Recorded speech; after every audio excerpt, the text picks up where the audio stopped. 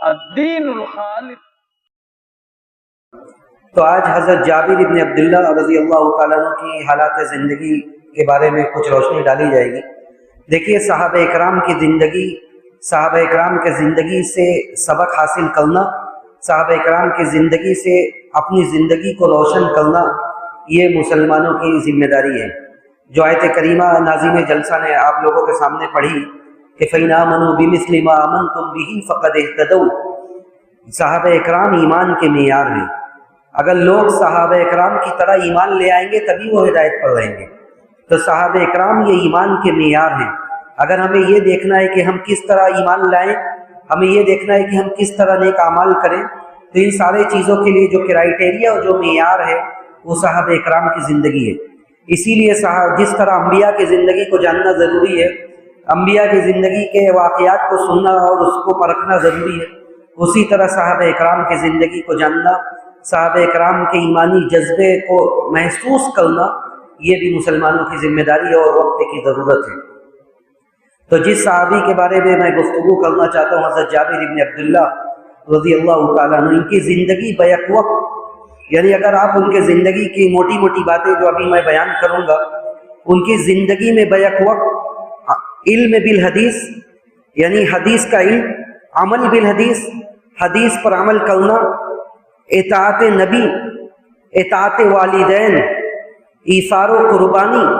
یہ سارے کئی ایک پہلو، کئی ایک چیز ان کے زندگی میں آپ لوگوں کو نظر آئے گی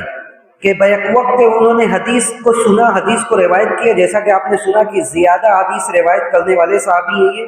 اس کے علاوہ ان کے زندگی کے کئی ایک ایسے واقعات بھی ہیں جن سے یہ ثابت ہوتا ہے کہ ان کے زندگی میں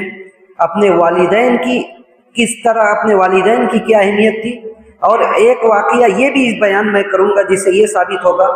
کہ حضرت جابر ابن عبداللہ کی زندگی میں ان کے گھریلو ذمہ داری کی کیا حیثیت تھی۔ جیسا کہ کہا جاتا ہے کہ مردوں کی زندگی صرف اپنے لیے نہیں ہوتی ہے، یعنی یہ عام لوگ بیان کرتے ہیں کہ آدمی جب بڑا ہو جاتا ہے تو مردوں کی زندگی صرف اس کی اپنی نہیں ہوتی، اس کے اوپر اس کے گھر والوں کی ذمہ داری، اس کے بیوی بچوں کی ذمہ داری، بھائی بہنوں کی ذمہ داری، سب کو لے کر وہ چلتا ہے۔ تو حضرت جابر ابن عبداللہ رضی اللہ تعالیٰ عنہ سے کئی ایک چیزیں مروی ہے جو انشاءاللہ جو صحیح حدیث سے ثابت ہے اس کو بیان کیا جائے گا۔ سب سے پہلے ان کا نام اور ان کا نسب، کہتے ہیں کہ حضرت جابر ابن عبداللہ ابن عمرو ابن حرام، جابر ابن عبداللہ ابن عمرو ابن حرام ابن ثعلبہ الاسلمی الخزرجی۔ تو یہ حضرت جابر رضی اللہ تعالیٰ عنہ کا سلسلہ نسب ہے کہ ان کے ابا کا نام عبداللہ تھا، جن کی بعض باتیں ابھی میں بیان کروں گا۔ تو جابر ابن عبداللہ کا نسب، یہ انصاری صحابی تھے اور انصار کا بہت بڑا قبیلہ تھا، اوس اور خزرج۔ جب اللہ کے رسول مدینے پہنچے تو دو ہی گروہ تھا، اوس اور خزرج، تو یہ خزرجی تھے۔ اور خزرج میں بنو سلمہ ایک شعبہ، بنو سلمہ ایک شاخ تھی، بنو سلمہ سے ان کا تعلق تھا۔ تو اسی لیے ان کے سلسلہ نسب میں آخر میں لگتا ہے کہ الاسلمی الخزرجی، تو یہ ان کا سلسلہ نسب تھا۔ حضرت جابر ابن عبداللہ جن کا نام، جیسا کہ ان کی کنیت بعض لوگوں نے ابو محمد، یا بعض لوگوں نے ابو عبد الرحمن، یا بعض لوگوں نے ابو عبداللہ، کئی ایک روایات، کئی ایک اقوال حافظ ابن حجر وغیرہ نے ذکر کیا ہے۔ کہیں ان کا نام، ان کی کنیت ابو عبداللہ بیان کی گئی ہے، عربوں میں کنیت عام تھی، تو کہیں کسی نے ابو عبداللہ بیان کیا، کسی نے ابو محمد بیان کیا، کسی نے ابو عبد الرحمن بیان کیا۔ اور عربوں کے یہاں یہ بھی کوئی عیب نہیں تھا کہ جو لڑکا کا نام ہے، جو باپ کا نام ہے وہی لڑکا کا نام ہو، یعنی ایک ایک نام کے ایک گھر میں چار لوگ ہوتے تھے، ایک ایک نام کی ایک گھر میں چار لوگ ہوتے تھے۔ ایک روایت حضرت علی رضی اللہ تعالیٰ عنہ سے مروی روایت ہے کہ اللہ کے رسول نے انہیں ایک جوڑا دیا تھا، ایک ریشم کا کپڑا دیا، اور وہ پہن کے باہر آ گئے۔ اللہ کے رسول غصے میں آ گئے، آپ نے کہا کہ میں نے تمہیں یہ ریشم کا کپڑا اس لیے نہیں دیا تھا کہ تم اسے پہنو، بلکہ اس لیے دیا تھا کہ تاکہ تم اپنے گھر کی کسی عورت کو دے دو۔ تو اس روایت میں یہ ذکر کیا جاتا ہے کہ حضرت علی نے اس کپڑے کو اپنے گھر کی 4 عورتوں میں تقسیم کیا، اور چاروں کا نام فاطمہ تھا، چاروں کا نام فاطمہ تھا۔ ہمارے یہاں یہ بڑا عیب سمجھا جاتا ہے کہ ہمارے یہاں نام میں ندرت اور جدت تلاش کی جاتی ہے۔ اگر کوئی بچی پیدا ہو جائے، کوئی بچہ پیدا ہو جائے تو ایسا نام ڈھونڈا جاتا ہے جو 3 نسلوں میں نہ ہو۔ یہاں ایک وقت میں 4 فاطمہ تھی، کہتے ہیں ان کی بیوی فاطمہ یعنی فاطمہ بنت محمد، ان کی ماں فاطمہ، ان کی ماں فاطمہ کے علاوہ ان کے بھائی عقیل کی بیوی فاطمہ، اور اس کے علاوہ ان کی چچیری بہن حمزہ کے حضرت حمزہ رضی اللہ تعالیٰ عنہ کی لڑکی فاطمہ۔ تو بیک وقت 4 فاطمہ تھی۔ تو یہاں ان کے والد کا نام عبداللہ ہے، لیکن ممکن ہے کہ ان کے لڑکے کا نام بھی عبداللہ رہا ہو، اسی لیے ان کی کنیت ابو عبداللہ پڑ گئی۔ ان کے والد عبداللہ رضی اللہ تعالیٰ عنہ یہ کوئی معمولی آدمی نہیں تھے، یعنی حضرت جابر ایک بہت ہی جلیل القدر صحابی کے لڑکے ہیں۔ ان کے والد عبداللہ رضی اللہ تعالیٰ عنہ جنہیں نقبائے بیت عقبہ کہا جاتا ہے، نقبائے عقبہ، یہ ان 12 لوگوں میں سے تھے جو لوگ بیت عقبہ ثانیہ میں آئے تھے۔ بیت عقبہ ثانیہ یعنی مدینہ سے جب ہجرت کی تیاری ہونے لگی، مدینہ ہجرت کی تیاری ہونے لگی، اور اس تیاری کے لیے مدینہ سے وفد آیا۔ 12 لوگوں پر مشتمل یہ وفد تھا۔ تو 12 لوگوں پر جو مشتمل وفد تھا، اس میں ایک ان کے والد بھی تھے حضرت عبداللہ رضی اللہ تعالیٰ عنہ، اور حضرت عبداللہ کے ساتھ یہ حضرت جابر رضی اللہ تعالیٰ عنہ کمسن یعنی چھوٹے سے تھے جو اپنے والد کے ساتھ آئے ہوئے تھے۔ تو ان کے والد ان لوگوں میں سے تھے جو بیت عقبہ ثانیہ میں جن لوگوں نے شرکت کی، اور یہ کوئی معمولی بیت نہیں تھی۔ یعنی حالات محسوس کیجئے کہ ایک طرف مکہ کے لوگ ہیں جو آپ کے جان کے پیچھے پڑے ہوئے ہیں، دوسری طرف مدینہ سے انصار آتے ہیں، آپ کے ہاتھ پر ہاتھ رکھتے ہیں اور یہ کہتے ہیں کہ اب اگر آپ مدینہ ہجرت کر جائیں گے تو آپ کو ہم ویسے ہی پروٹیکٹ کریں گے، آپ کی حفاظت ہم ویسے ہی کریں گے جیسے ہم اپنے بیوی بچوں کی حفاظت کرتے ہیں۔ آپ مدینہ جب آ گئے تو اس کے بعد ہم آپ کی حفاظت ویسے ہی کریں گے جیسے ہم اپنے گھر والوں کی حفاظت کرتے ہیں۔ اور اس کے بعد ان لوگوں نے جاتے جاتے یہ عہد و پیمان کیا کہ ہم آپ کے ہاتھ پر بیعت کرتے ہیں اور یہ وعدہ کرتے ہیں کہ دین کا یہ کلمہ توحید یہ ہم مدینہ تک اور اپنے جاننے والوں تک پہنچائیں گے۔ تو حضرت عبداللہ رضی اللہ تعالیٰ عنہ جلیل القدر لوگوں میں سے تھے۔ اور ایک منقبت ان کی اور بھی بیان کی جاتی ہے ان کے والد کی، کہ جب ان کی وفات ہوتی ہے، آگے میں بیان کروں گا کہ ان کی وفات جب ہوتی ہے تو ان کے لڑکے کے اوپر یعنی حضرت جابر رضی اللہ تعالیٰ عنہ کے اوپر بڑی سخت آزمائش کا وقت ہوتا ہے، اس لیے کہ جب وفات پاتے ہیں تو ان کے اوپر بڑا قرض ہوتا ہے۔ تو اللہ کے رسول صلی اللہ علیہ وسلم اسی موقع پر حضرت جابر سے جب پوچھتے ہیں، ایک موقع پر دیکھتے ہیں کہ حضرت جابر رضی اللہ تعالیٰ عنہ بڑے غمگین ہیں، پریشان ہیں، تو پوچھتے ہیں حضرت جابر سے کہ ما لی اراک منکسرا یا جابر، کہتے ہیں کہ جابر کیا ہو گیا، میں دیکھ رہا ہوں کہ بڑا تم پریشان ہو۔ تو جابر کہتے ہیں کہ توفی ابی وترک دینا وعیالا، کہ اے اللہ کے رسول میرے والد کا انتقال ہو گیا، جیسا کہ آپ جانتے ہیں، اور انتقال ہوتے ہوتے انہوں نے لمبی فیملی بھی چھوڑی ہے اور اس کے علاوہ بڑے لمبے چوڑے قرض ہیں میرے اوپر۔ تو اللہ کے رسول صلی اللہ علیہ وسلم نے ان کی حوصلہ افزائی کے لیے بات فوراً آپ نے دوسری طرف کر دی اور حضرت جابر سے کہا کہ تم یہاں قرض اور اس کے چکر میں پڑے ہوئے اور تمہارے ابا کا اللہ نے اس طرح اکرام کیا ہے کہ جو بھی آدمی سے اللہ تعالیٰ کلام کرتا ہے تو فرشتے کے واسطے سے یا پردہ یا حجاب کے پیچھے سے کرتا ہے۔ اس حدیث کو کئی ایک لوگوں نے قابل حجت قرار دیا ہے، لیکن تمہارے ابا کے اعزاز میں اللہ نے ان سے بغیر حجاب کے گفتگو کی، برزخی زندگی میں تمہارے ابا سے اللہ نے بغیر حجاب کے گفتگو کی اور پوچھا، ان سے کہا، اللہ تعالیٰ نے حضرت جابر کے والد عبداللہ سے کہا کہ تمنی، جو بھی تمنا کرنا ہے کرو، انا اوتی، جو تمنا کرنا ہے کرو میں تم کو دوں گا۔ تو ان کے والد نے کیا تمنا کی؟ ان کے والد نے ایک تمنا کی جس کا انتقال غزوہ احد میں ہوا تھا۔ ان کے والد نے تمنا کی کہ اللہ میں یہ چاہتا ہوں کہ مجھے دوبارہ زندگی ملے اور میں دوبارہ شہید ہوں اللہ کی راہ میں۔ اللہ تعالیٰ نے کہا کہ دیکھیے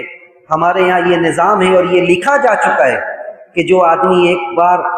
فوت ہو جاتا ہے، جس کی موت ہو جاتی ہے، وَمِن وَرَائِهِمْ بَرْزَخٌ إِلَىٰ يَوْمِ يُبْعَثُونَ، پھر دوبارہ جب تک زندہ نہ کیا جائے، قیامت برپا نہ ہو، کوئی آدمی لوٹ نہیں سکتا۔ یعنی قیامت جب برپا ہوگی تب لوگ اپنوں کو دیکھیں گے، اس کے پہلے کوئی دنیا میں لوٹ کر نہیں جا سکتا۔ تو یہ ان کے والد کا اعزاز تھا کہ اللہ تعالیٰ نے ان کے شہادت کی قدر کی، اور اسی موقع پر یہ آیت بھی نازل ہوئی تھی کہ جو لوگ شہید ہوئے ان کو مردہ نہ سمجھو بلکہ وہ اللہ کے نزدیک زندہ ہیں اور انہیں رزق دیا جا رہا ہے۔ تو یہ ایسے صحابی کے فرزند تھے، ایسے صحابی کے لڑکے تھے۔ حضرت جابر رضی اللہ تعالیٰ عنہ جلیل القدر صحابی ہونے کے باوجود ان کے زندگی کا ایک المناک پہلو یہ تھا، یا ان کے لیے ایک تکلیف دہ پہلو یہ تھا کہ بدر اور احد جیسے غزوہ میں انہوں نے شرکت نہیں کی۔ بدر اور احد دونوں جنگوں سے وہ غائب تھے، اور یہ غائب اپنی وجہ سے نہیں تھے، بلکہ اللہ کے رسول صلی اللہ علیہ وسلم کے حدیث کے بموجب جو انہوں نے خود بیان کی، انہوں نے کہا کہ اللہ کے رسول صلی اللہ علیہ وسلم کے پاس غزوت مع رسول اللہ صلی اللہ علیہ وسلم 19 غزوہ، میں نے اللہ کے رسول کے ساتھ 19 غزوے میں شرکت کی، 19 غزوے میں 19 لڑائیوں میں شرکت کی، لم اشہد بدرا ولا احد، لیکن میں بدر اور احد میں شرکت نہ کر سکا۔ بدر اور احد میں نے شرکت کیوں نہیں کی؟ کہتے ہیں کہ دوسری روایت میں اس بات کی وضاحت ہے کہ ان جنگوں میں شرکت نہ کرنے کی وجہ یہ تھی کہ اللہ کے یہ صحابی عبداللہ یعنی ان کے والد، انہوں نے کہا کہ تم اپنی بہنوں کے پاس رہو۔ 9 بہنیں تھیں ان کی، ایک دو نہیں 9 بہنیں تھیں، اور 9 بہنوں کی ذمہ داری نبھانے کے لیے ان کے والد نے کہا کہ تم گھر میں رہو اور تم باہر میں نکلنا مت۔ تو کہتے ہیں کہ اسی وجہ سے انہوں نے غزوہ احد میں شرکت نہیں کی، اور بدر میں بھی انہوں نے شرکت نہیں کی۔ لیکن جب سے ان کے والد کا انتقال ہو گیا غزوہ احد میں، اس کے بعد کوئی بھی غزوہ ایسا نہیں تھا جس غزوے سے وہ پیچھے رہے۔ ہمیشہ اللہ کے رسول صلی اللہ علیہ وسلم کے ساتھ شانہ بشانہ دوسرے صحابہ کے ساتھ انہوں نے جنگیں کی، اور اسلام کے کلمے کو بلند کرنے کے لیے آگے آگے رہے۔ تو بدر اور احد سے غائب رہنے کی وجہ یہی تھی کہ اللہ کے رسول صلی اللہ علیہ وسلم کے جلیل القدر صحابی حضرت عبداللہ نے انہیں یہ ذمہ داری دی تھی کہ وہ اپنے بہنوں کی ذمہ داری اٹھائیں۔ جب ان کے والد کا انتقال ہو جاتا ہے، ان کے والد کا انتقال ہو جاتا ہے، جیسا کہ میں نے ذکر کیا کہ گھر میں 9 بہنیں ہیں، ایک بھائی کی ذمہ داری کیا بنتی ہے۔ اگر آج کے زمانے میں کوئی ہو تو ایسی بہنوں کے بیچ میں ایک بھائی کی ذمہ داری کیا بنتی ہے؟ یہ سیرت یا صحابہ اکرام کی زندگیاں صرف سننے کے لیے نہیں ہے، بلکہ ان کا جو عملی نمونہ ہے وہ عملی نمونہ ہمارے اور آپ کی زندگی میں آنا چاہیے۔ اللہ کے رسول صلی اللہ علیہ وسلم کے پاس حضرت جابر رضی اللہ تعالیٰ عنہ آتے ہیں شادی کرنے کے بعد آتے ہیں۔ مشہور روایت ہے، اللہ کے رسول صلی اللہ علیہ وسلم ان سے کہتے ہیں کہ یا جابر هل تزوجت بکرا ام سیبہ، کہ جابر تم نے کس سے شادی کی؟ کنواری لڑکی سے شادی کی ہے کہ سیبہ سے، یعنی جو شادی شدہ تھی پہلے سے، اس سے شادی کی ہے؟ حضرت جابر رضی اللہ تعالیٰ عنہ کہتے ہیں کہ سیبہ، میں نے سیبہ سے شادی کی ہے جو پہلے سے شادی شدہ تھی۔ تو اللہ کے رسول صلی اللہ علیہ وسلم کہتے ہیں کہ یعنی ایک مرد کیا پسند کرتا ہے؟ ایک مرد یہ پسند کرتا ہے کہ کنواری لڑکی ہو۔ آپ اللہ کے رسول صلی اللہ علیہ وسلم نے بھی ان سے کہا کہ کنواری سے کیوں نہیں شادی کی؟ یعنی کیا چیز موانع تھی، کیا رکاوٹ تھی، کیوں نہیں کنواری سے شادی کی؟ حضرت جابر رضی اللہ تعالیٰ عنہ نے جو بات بتائی وہ آج کے بھائیوں کے لیے اور آج کے جو گھر کے ذمہ دار ہیں ان کے لیے اس میں بڑی عبرت ہے۔ حضرت جابر نے کہا کہ اللہ کے رسول، جیسا کہ آپ کو پتہ ہے کہ میرے گھر میں 9 بہنیں ہیں، اور میں یہ نہیں چاہتا کہ 9 چھوٹی چھوٹی بہنیں ہیں، میں یہ نہیں چاہتا کہ میں اپنی بہنوں کی عمر کی بیوی لے آؤں جو ان کی صحیح سے دیکھ بھال اور صحیح سے تربیت نہ کر سکے، میں ایسی لڑکی نہیں لانا چاہتا، بلکہ میں نے اسی لیے سیبہ سے شادی کی ہے، ایک بڑی عمر کی عورت سے شادی کی ہے تاکہ وہ میرے گھر کو سنبھالے اور میرے بہنوں کی نگرانی کرے، ان کی نگہداشت کرے، ان کا خیال رکھے، اور اسی لیے میں نے کنواری کو چھوڑ کے میں نے سیبہ سے شادی کی۔ یہ ایک بھائی کی ذمہ داری اسلامی گھر میں کیا ہو سکتی ہے، یہ اللہ کے رسول صلی اللہ علیہ وسلم کے اس صحابی کے زندگی سے ایک عبرت ملتی ہے۔ اللہ کے رسول صلی اللہ علیہ وسلم نے ان کے فیصلے کی سراہنا کی، ان کے فیصلے کے بارے میں ان کی حوصلہ افزائی کی، کہا کہ تم درستگی پر ہو۔ تو حضرت جابر رضی اللہ تعالیٰ عنہ نے مستقبل دیکھا کہ اگر وقت کے ساتھ میری بیوی اور وہ دونوں برابر ہیں تو بہت سارے خلفشار گھر میں پیدا ہو سکتے، بہت سارے اختلافات پیدا ہو سکتے، اسی لیے حضرت جابر رضی اللہ تعالیٰ عنہ نے بڑی عمر کی عورت سے شادی کی۔ اللہ کے رسول صلی اللہ علیہ وسلم سے حضرت جابر کی محبت کیسی تھی؟ حضرت جابر رضی اللہ تعالیٰ عنہ کو اللہ کے رسول صلی اللہ علیہ وسلم سے خاص قرب حاصل تھا، بہت زیادہ محبت کرتے تھے، جہاد میں شریک ہوتے تھے۔ اللہ کے رسول صلی اللہ علیہ وسلم بھی ان کے معاملات کو دیکھتے تھے، ان کی خبرگیری کرتے تھے۔ اللہ کے رسول صلی اللہ علیہ وسلم ان کی عیادت کے لیے بھی گئے ہیں۔ کئی ایک واقعات ہیں، ایک واقعہ اس میں سے یہ ہے کہ ایک سفر میں حضرت جابر رضی اللہ تعالیٰ عنہ ایک بڑے کمزور سے اونٹ پر سوار تھے، اونٹ بالکل تھک گیا تھا، چل نہیں پا رہا تھا، چلنے سے تقریباً وہ اونٹ عاجز ہو گیا تھا۔ اللہ کے رسول صلی اللہ علیہ وسلم نے اسے ڈانٹا، اسے دیکھا، اس کی سرزنش کی، اس کو مارا، تھپایا، پھر اس کے لیے دعا کی۔ حضرت جابر رضی اللہ تعالیٰ عنہ کے اس اونٹ کے لیے دعا کی، پھر اونٹ کے لیے جو دعا کی تو وہ اونٹ خوب تیز چلنے لگا، اس کی رفتار زبردست بڑھ گئی۔ تو اللہ کے رسول صلی اللہ علیہ وسلم نے حضرت جابر سے کہا کہ یہ اونٹ بیچو گے مجھے؟ فوراً وہ تیار ہو گئے، کیونکہ بیچنے خریدنے والے اللہ کے رسول تھے، فوراً تیار ہو گئے کہ یہ میرے لیے باعث شرف ہے کہ میرا اونٹ اللہ کے رسول خرید رہے ہیں۔ اللہ کے رسول صلی اللہ علیہ وسلم نے اونٹ خرید لیا اسے، اور اللہ کے رسول صلی اللہ علیہ وسلم کا احساس دیکھیے کہ آپ دوسروں کی مدد کیسے کرتے تھے۔ حضرت جابر گھر سے پریشان تھے، آپ کیسے مدد ان کی کرتے تھے؟ حضرت جابر رضی اللہ تعالیٰ عنہ سے آپ نے اونٹ خرید لیا، اس کے بعد مدینہ پہنچے، مدینہ پہنچ کر جو اونٹ کا جو پیسہ بنتا تھا وہ اونٹ کا پیسہ بھی حضرت جابر رضی اللہ تعالیٰ عنہ کو دیا اور ان کا اونٹ بھی واپس کر دیا۔ حضرت جابر کو ان کا اونٹ بھی واپس کر دیا، اور جتنے پر بات طے ہوئی تھی کہ اتنے کا اونٹ ہے وہ اونٹ بھی ساتھ ساتھ واپس کر دیا۔ یہ ایک طرح سے انڈائریکٹ حضرت جابر رضی اللہ تعالیٰ عنہ کی خبرگیری کرنا اور ان کی مدد کرنا تھا کہ آپ کو اس بات کا علم تھا کہ یہ گھر سے پریشان ہیں، ان کے اوپر قرض ہے۔ تو اللہ کے رسول صلی اللہ علیہ وسلم نے ان کے اونٹ کو بھی واپس کیا اور ان کو مزید نوازا بھی، جو طے ہوا تھا وہ پیسہ بھی دیا۔ اس سے اللہ کے رسول صلی اللہ علیہ وسلم کی اپنے صحابہ کے تعلق سے میل جول، کیسا ایک قائد اور لیڈر کیسا ہوتا ہے، کون آدمی ایسا ہے جو اپنے لوگوں کو لیڈ کر سکتا ہے، اس کے لیے کیا خوبیاں ہونی چاہیے۔ اس کی سب سے بڑی خوبی یہ کہ وہ دوسروں کی خبرگیری کرے، جن کے بیچ میں ہے، جن لوگوں کے ساتھ ہے، ان کے حالات کو دیکھے اور حالات کو دیکھ کر اس طرح دستے غیب سے ان کی مدد کرے کہ سامنے والوں کو پتہ بھی نہ چلے۔ تو حضرت جابر رضی اللہ تعالیٰ عنہ کے زندگی میں اللہ کے رسول صلی اللہ علیہ وسلم کے ساتھ ان کا تعلق اور اللہ کے رسول صلی اللہ علیہ وسلم کا ان کی مدد کرنے سے ایک سبق یہ بھی ملتا ہے۔ اس کے بعد جیسا کہ میں نے ذکر کیا تھا کہ ان کے والد نے جب انتقال ہوا تو یہ بڑا قرض تھا، ان کے اوپر زیادہ قرض تھا۔ ایک واقعہ جو صحیح بخاری اور صحیح مسلم وغیرہ میں، صحیح بخاری میں موجود ہے، کہتے ہیں کہ حضرت جابر رضی اللہ تعالیٰ عنہ کے والد جب شہید ہوئے، ایک تو باپ اچانک شہید ہو جاتا ہے، گھر میں کیا ماحول ہوگا، کیا کوہرام ہوگا،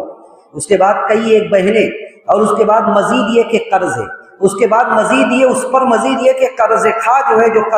جس سے قرضہ لیا تھا ان کے والد نے یا جس کا پیسہ باقی تھا، سب پیچھے پڑے ہوئے۔ ایسے موقع پر حضرت جابر رضی اللہ تعالیٰ عنہ کے پاس ایک کھجور کا باغ تھا، کھجور کا باغ تھا۔ اللہ کے رسول نے کہا کہ کھجور میں جو باغ میں جو کھجور ہے اس کے ذریعے قرض ادا کر دوں، لیکن ان کے باغ میں اتنا کھجور نہیں آیا تھا، ان کے باغ میں اتنا کھجور نہیں آیا تھا کہ اس کھجور کے ذریعے قرض ادا ہو جاتا۔ اللہ کے رسول صلی اللہ علیہ وسلم گئے ان کے باغ میں، ان کے باغ میں جا کر آپ نے دعا کی، اور حیرت کی بات یہ کہ دعا کے بعد حضرت جابر رضی اللہ تعالیٰ عنہ، ایک طرح سے اللہ کے رسول صلی اللہ علیہ وسلم کی کرامت تھی کہ اللہ کے رسول صلی اللہ علیہ وسلم کے دعا کے بعد جو کھجور تھا وہ اتنا زیادہ ہو گیا کہ کھجور سے قرض بھی ادا ہو گیا، اور اس کے بعد مزید کھجور بچ گیا، اور کھجور لے کر حضرت جابر رضی اللہ تعالیٰ عنہ اپنے گھر آئے، اور ان کے گھر کے لوگ بھی اس سے مستفید ہوئے، اس کھجور کو ان لوگوں نے بھی کھایا۔ تو دیکھیے والد کے قرض کی ادائیگی کی سبیل اللہ نے کیسے پیدا کیا۔ اسی لیے کہا جاتا ہے، یہ حدیث میں کہا کیا جاتا ہے، یہ حدیث میں کہ جو آدمی قرض کو ادا کرنے کی نیت رکھتا ہے، قرض کی ادا کرنے کی نیت رکھتا ہے تو اللہ تعالیٰ ضرور اسے ادا کراتا ہے، اور اس کے لیے ایسے راستے بنا دیتا ہے جو راستے اس کے وہم و گمان میں نہیں ہوتے۔ اور اس پر ہمارا عقیدہ اور ایمان ہے کہ جو اللہ کا تقوی اختیار کرتا ہے، اللہ سے ڈرتا ہے، اگر کبھی حالات و ظروف ایسے بن بھی جاتے ہیں کہ وہ قرض تلے، بوجھ تلے دبتا چلا جا رہا ہے، لیکن اللہ کے سامنے وہ ہاتھ اٹھا رہا ہے، مانگ رہا ہے، تو ایسے وسائل ضرور اللہ مہیا کر دیتا ہے، ایسے اسالیب ضرور پیدا کر دیتا ہے، ایسے راستے جن راستوں کے ذریعے اللہ تعالیٰ اس قرض کو ادا کرا دیتا ہے۔ تو حضرت جابر رضی اللہ تعالیٰ عنہ کی زندگی سے یہ بھی نصیحت ملی کہ اپنے، اور ایک بڑی بات جو میں ذکر کرنا چاہتا ہوں کہ آج جس چیز سے غفلت ہے، آج والد کی پراپرٹی پر تو نظر سارے اولادوں کی ہوتی ہے، معذرت کے ساتھ امید ہے آپ سب مجھے معاف کریں گے، لیکن یہ ہمارے سماج کی، بلکہ مادیت کے اس دور میں ہر آدمی کی یہی حقیقت ہے۔ اگر والد اپنی پراپرٹی اور جائیداد چھوڑ کر مرنے والا ہے تو مرنے سے پہلے ہی نیت خراب ہے، مرنے سے پہلے ہی نیت خراب ہے۔ ساری اولاد یہ سوچ رہی کہ جیسے آنکھ بند ہو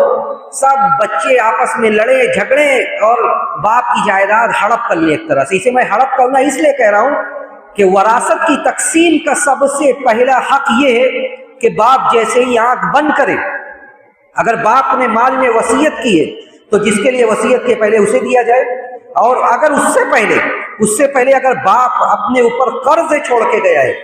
تو وراثت کی جتنی کتابیں اس میں سب سے پہلا حق یہی لکھا ہوا ہے کہ اس کے قرض کو ادا کیے جائے۔ آج کتنی اولادوں کو یہ فکر ہے، کتنی اولادوں کو یہ فکر ہے کہ باپ کا انتقال ہو گیا، باپ دنیا سے چلا گیا، اس کے اوپر قرض تھا اور اس کی پراپرٹی اور جائیداد ہے، مال و زر ہے اس کے پاس، تو ہم اپنے اوپر تقسیم کرنے کے بجائے پہلے اپنے باپ کا قرض ادا کریں۔ یہ فکر، اس سے ہم غافل ہیں، اس لیے کہ یہ فکر سے غافل ہے، اس لیے کہ آخرت سے ہم غافل ہیں۔ ہم اپنے والد کے بارے میں نہیں سوچ رہے، ہم اپنے والد کے بارے میں نہیں سوچ رہے کہ قبر میں ان کے ساتھ کیا ہو رہا ہے، برزخی زندگی میں ان کے ساتھ کیا ہو رہا ہے، آخرت میں ان کے ساتھ کیا ہوگا۔ نبی علیہ الصلوۃ والسلام 2 دینار کے بدلے میں آپ نے جنازہ پڑھانے سے منع کر دیا تھا۔ یہاں کسی کو فکر نہیں ہے کہ قرض کا بوجھ لیے ہوئے مر جا رہے ہیں، اولاد کو فکر نہیں کہ ہمارے باپ کے ساتھ کیا ہو رہا ہے، ہم کیسے ان کے عذاب کو ہلکا کریں۔ اللہ کے رسول نے کہا کہ الان برودت، جب قرض ادا ہو گیا تھا تب آپ نے کہا تھا کہ اب وہ ٹھنڈے ہو گئے، یعنی اب ان کا عذاب ہلکا ہو گیا، ختم ہو گیا۔ تو یہ ایک بڑا سبق ان کی زندگی سے ہمیں ملتا ہے۔ اللہ کے رسول صلی اللہ علیہ وسلم کی محبت کا عالم یہ تھا حضرت جابر سے کہ بیماری میں آپ، یہ بھی ایک قائد اور لیڈر کی ایک پہچان ہے، جو سماج کے بڑے لوگ ہیں ان کی زندگی صرف اپنے لیے نہیں ہوتی ہے، ان کی زندگی سب کے لیے ہوتی ہے۔ اللہ کے رسول صلی اللہ علیہ وسلم کے صحابہ، یہ کوئی ابو بکر اور حضرت عمر جیسے جو پائے کے صحابی تھے اس لیول کے یہ صحابی نہیں تھے، اس کے باوجود اللہ کے رسول صلی اللہ علیہ وسلم نے یہ بیمار ہوئے، بڑی شدید بیمار ہو گئے، اللہ کے رسول صلی اللہ علیہ وسلم خود چل کر گئے ان کی عیادت کے لیے گئے۔ آپ ابو بکر صدیق رضی اللہ تعالیٰ عنہ کو ساتھ لے کر پیدل آپ عیادت کے لیے گئے، دیکھا انہوں نے، اللہ کے رسول نے دیکھا کہ یہ بے ہوش ہے، بے ہوشی کی کیفیت میں۔ آپ نے، بعض روایات میں آتا ہے کہ آپ نے وضو کیا اور وضو کے پانی سے ان کے اوپر چھینٹا مارا، وضو کے پانی سے چھینٹا مارا، اس کے بعد ان کو افاقہ ہو گیا۔ اللہ کے رسول نے ان کے لیے دعائیں کی، صحیح ہو گئے۔ اور اسی موقع پر انہوں نے وراثت کے متعلق سوال کیا کہ مال کو کیسے تقسیم کرنا ہے۔ یہ بھی ایک بڑی ذمہ داری ہے، یہ ایک بڑی شرعی ذمہ داری ہے کہ اگر آدمی کے پاس مال و زر ہے، پراپرٹی ہے، تو اس کی تقسیم کیسے ہوگی، اس کی شرعی تقسیم کرنا، یہ بھی ایک آدمی کی، ایک مسلمان کی بڑی ذمہ داری ہے۔ کہ ان کو یہ خوف ہوا کہ شاید میں چلا جاؤں دنیا سے، میرا انتقال ہو جائے، اللہ کے رسول صلی اللہ علیہ وسلم سے میراث کے متعلق سوال کرنے لگے، اور مفسرین نے یہ بات ذکر کی کہ اسی موقع پر آیت میراث نازل ہوئی۔ آیت میراث کا سبب نزول یہی تھا کہ حضرت جابر رضی اللہ تعالیٰ نے سوال کیا، اور اسی موقع پر یہ آیت نازل ہوئی جو جن آیات میں، سورہ نساء کی آیات میں میراث کا تفصیلی تذکرہ موجود ہے کہ کس کا کتنا حق بنتا ہے۔ تو حضرت جابر رضی اللہ تعالیٰ عنہ کو یہ فکر لاحق ہوئی کہ ایسا نہ ہو کہ میں فوت ہو جاؤں اور میری وراثت شرعی طور سے تقسیم نہ ہو سکے۔ فوراً آپ نے پوچھا، اور پوچھ کر جو مسائل تھے وہ سب مسائل سامنے ہو گئے۔ علم حدیث کے باب میں جو لوگ پڑھے لکھے، جن کا پڑھنے لکھنے سے تعلق ہے، ان کو یہ پتہ ہے کہ حضرت جابر رضی اللہ تعالیٰ عنہ کی حدیث حج کے تعلق سے حضرت جابر رضی اللہ تعالیٰ عنہ کی اکلوتی حدیث ایسی ہے جس میں حج کا پورا تفصیلی تذکرہ موجود ہے، بلکہ اس پر علماء نے مستقل کتابیں لکھی ہے کہ شرح حدیث جابر فی صحیح مسلم کی روایت ہے جابر رضی اللہ تعالیٰ عنہ کی، جو حج کے تعلق سے اول سے لے کر جب سے اللہ کے رسول صلی اللہ علیہ وسلم نے مدینے سے نکلتے وقت احرام باندھنا نیت کی، اس وقت سے لے کر طواف وداع تک کی ساری کیفیت کو حضرت جابر رضی اللہ تعالیٰ عنہ نے بالتفصیل بیان کیا۔ یہ ان کا بڑا کمال ہے کہ حج کی ساری تعلیمات حضرت جابر رضی اللہ تعالیٰ عنہ کی اس حدیث پر ٹکی ہوئی ہے، یعنی انہوں نے اس کے لیے کتنی محنت کی ہوگی، اور کتنی محنت کی ہوگی، کس طرح انہوں نے سارے باتوں کو یاد رکھا ہوگا اور اس کے بعد اپنے شاگردان تک آگے تک بیان کیا ہوگا۔ تو یہ بھی ان کا ایک بڑا اعزاز ہے کہ حضرت جابر رضی اللہ تعالیٰ عنہ نے صحیح مسلم کی یہ حدیث اپنے پورا علم ذخیرہ حدیث میں، یہ حدیث ایسی اکیلی حدیث ہے جس نے حج کے سارے مسائل کو واضح کیا۔ حضرت جابر رضی اللہ تعالیٰ عنہ کا علمی مقام کیا تھا، جیسا کہ پہلے بھی بیان کیا گیا کہ یہ مکثرین بالروایات ہیں، جن سے زیادہ حدیثیں مروی ہے، اور زیادہ حدیثیں جن کی تعداد 1500 سے زیادہ ہے، 1500 سے زیادہ روایات ہے، کہیں 1540 ذکر کیا جاتا ہے، کہیں اس سے بھی زیادہ بیان کیا جاتا ہے۔ ان سے روایت کرنے والے بہت سارے لوگ ہیں. یعنی ایک عالم جو ہوتا ہے اس کے علم کا فیض یہی ہے کہ کون کہاں تک ان کا علم پہنچا. تو حضرت جابر ایک مدرس، اگر ایک مدرس تعلیم دے رہا ہے، پڑھا رہا ہے، تو اس کا یہ ایک بڑا اعزاز ہوگا کہ اس کے طلاب، اس کے پڑھنے والے لوگ کہاں تک پہنچے، کتنے لوگ اس سے مستفید ہوئے. تو حضرت جابر رضی اللہ تعالیٰ عنہ سے استفادہ کرنے والے بہت سارے لوگ ہیں، بڑے بڑے نام اس میں آتے ہیں، جس میں عطا ابن ابی رباح جو حضرت عبداللہ ابن عباس کے بھی بڑے مشہور شاگرد ہیں. اس کے علاوہ محمد ابن علی جن کو جو معروف ہے امام محمد باقر کے نام سے. اسی طرح ابو الزبیر المکی جو صحیحین وغیرہ کے راوی ہیں، ترمذی کے بھی راوی ہیں. اسی طرح عمرو بن دینار، امام شعبی، یہ سارے لوگ. اور اس کے علاوہ ایک جم غفیر ہے جنہوں نے حضرت جابر رضی اللہ تعالیٰ عنہ سے علم لیا. حضرت جابر رضی اللہ تعالیٰ عنہ سے کی علمی محبت ایسی تھی کہ انہوں نے ایک حدیث کے لیے، بعض روایات سے یہ ثابت ہوتا ہے کہ ایک حدیث کے لیے مدینہ سے باہر نکلے، اور مدینہ سے باہر نکل کر انہوں نے ایک حدیث کو سنا اور سن کر روایت کیا. کون سی حدیث تھی اس کی تفصیل میں نہیں جانا چاہتا، اس لیے کہ اس کے بارے میں وضاحت نہیں ہے صحیح روایات میں، لیکن یہ وضاحت ہے کہ ایک حدیث کے لیے انہوں نے سفر کیا تھا. مسجد نبوی میں ان کا علمی حلقہ لگتا تھا، مسجد نبوی میں درس دیتے تھے اور علمی حلقہ لگتا تھا جس میں جم غفیر شامل ہوتے تھے. یہ حرمین کا امتیاز ہے کہ آج تک یہ سنت جاریہ باقی ہے کہ حرمین میں، مکہ میں، مدینہ میں، دونوں جگہ حرم میں بڑے علمی درس ہوتے ہیں. یعنی ہر نماز کے بعد مدینے میں زیادہ بھیڑ رہتی ہے جامعہ اسلامیہ کی وجہ سے، کہ مدینے میں فجر سے لے کر، مکہ میں بھی ایسے ہی ہے لیکن مدینے میں زیادہ اس کا اہتمام ہے کہ بہت زیادہ علمی دروس ہوتا ہے. اور پورے دن کوئی بھی نماز کے بعد درس ہو، ان کے جو درس دینے والے مدرس ہوتے ہیں ان کے ارد گرد بھیڑ جمع غفیر ہوتی ہے، لوگ بہت زیادہ اہتمام سے بیٹھتے ہیں. تو اس زمانے میں حضرت جابر رضی اللہ تعالیٰ عنہ کا علمی حلقہ لگا کرتا تھا. اور اسی لیے جب امام ذہبی نے جن کی کتاب سیر و اعلام النبلہ صحابہ کرام کی سیرت پر،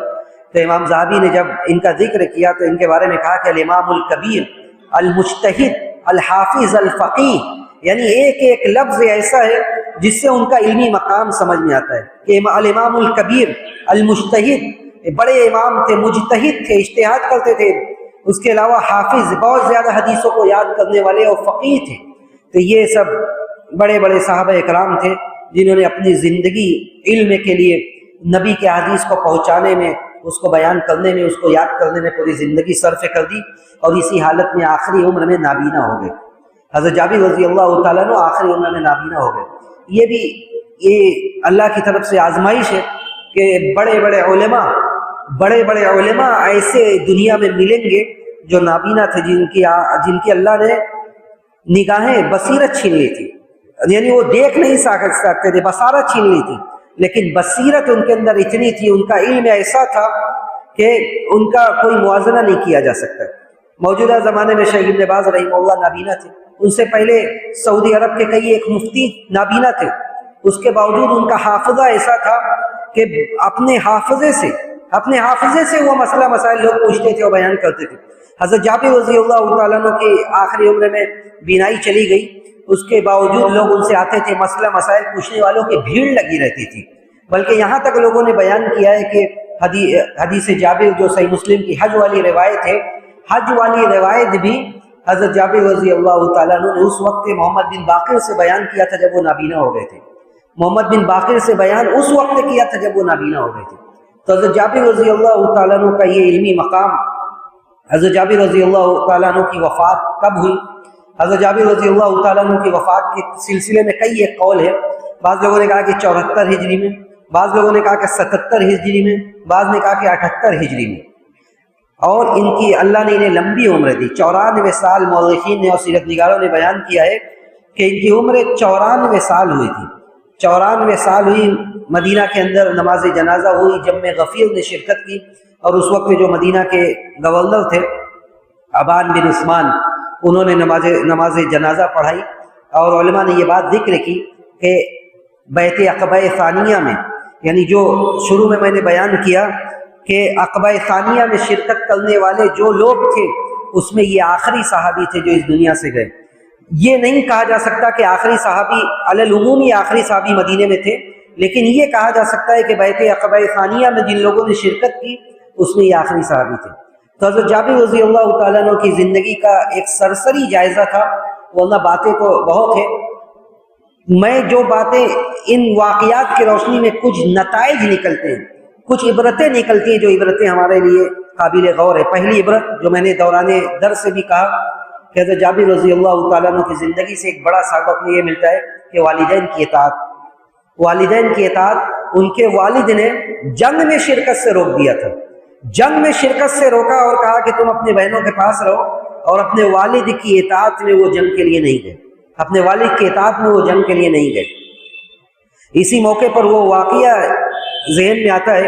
کہ حضرت عمر رضی اللہ تعالیٰ عنہ سے اللہ کے رسول نے ایک تابعی کے بارے میں کہا تھا کہ یمن سے ایک قافلہ آئے گا، یمن سے ایک قافلہ آئے گا،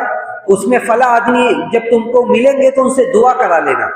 ان سے دعا کرا لینا۔ اس واقعہ کی تفصیل میں نہیں جانا چاہتا، لیکن اس آدمی کی، اس تابعی کی خصوصیت کیا تھی؟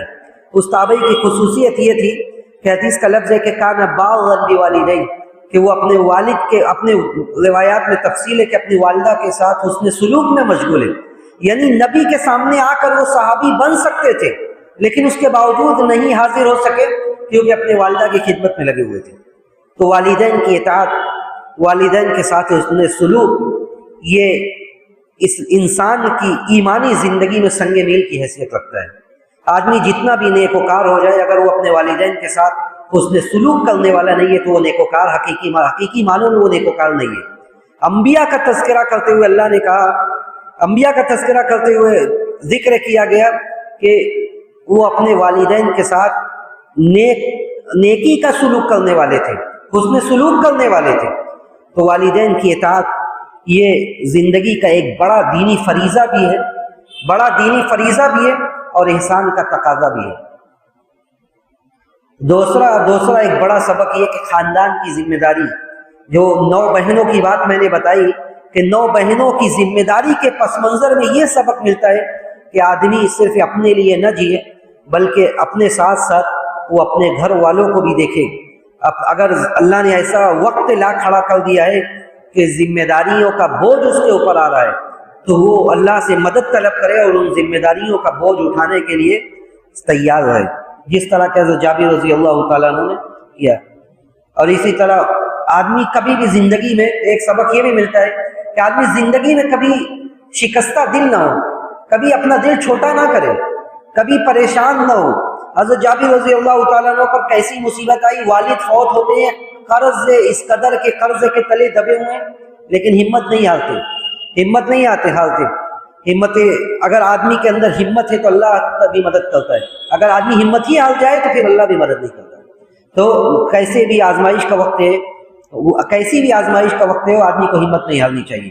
اسی طرح قرض کی بات جو میں نے بتائی کہ ایک بڑا سبق یہ بھی ہے کہ آدمی قرض کو سیریسلی لے، قرض کی ذمہ داری اٹھائے، خاص طور سے والدین، اگر والد اس دنیا سے جا رہے اور اس کے اوپر قرض دے تو وہ اسے ایک اسلامی ذمہ داری اور خاندانی ذمہ داری سمجھتے ہوئے اسے پہلی فرصت میں ادا کرنے کی فکر کرے۔ اسی طرح علم کی قدر، یعنی روایات کو بیان کرنا آج کہنا آسان ہے کہ 1540 روایات بیان کی، 1550 روایات بیان کی، اس کے لیے کتنی محنتیں کی ہوگی گھر کے ذمہ داریوں کے ساتھ، یعنی گھر میں ذمہ داریاں، قرض ہے، کتنا ذہنی انتشار رہا ہوگا، اس کے باوجود علم کے لیے وقت نکالنا، علم کے لیے اپنے آپ کو لگانا، یہ سب بڑے بڑوں کی بات ہے۔ اسی طرح اللہ کے رسول صلی اللہ علیہ وسلم سے، اللہ کے رسول کا ان سے محبت کرنا، یہ بھی جو اللہ اور اس کے رسول سے محبت کرتا ہے، اللہ اور اس کے رسول اس سے محبت کرتے، جیسا کہ کئی ایک واقعات سے یہ بات ثابت ہوتی ہے۔ اور اسی طرح ایک سبق یہ بھی ملتا ہے کہ علم کی خدمت زندگی بھر کرتے رہے، جوانی میں مجاہد بن کر کرتے رہے، اس کے بعد جب بڑے ہو گئے تو محدث بن کر حدیثوں کو بیان کر کے، حدیثوں کو روایت کر کے اس طرح پوری زندگی دین کے لیے گزارتے رہے۔ تو اللہ نے ان کے ذریعے دین کی بڑی خدمت لی اور ان کے ذریعے ہم سب کو بہت کچھ سکھایا، بہت کچھ ہم سب کو مسلمانوں کو بہت ساری نصیحتیں کی، جس کی موٹی موٹی باتیں میں نے آپ لوگوں کے سامنے رکھی۔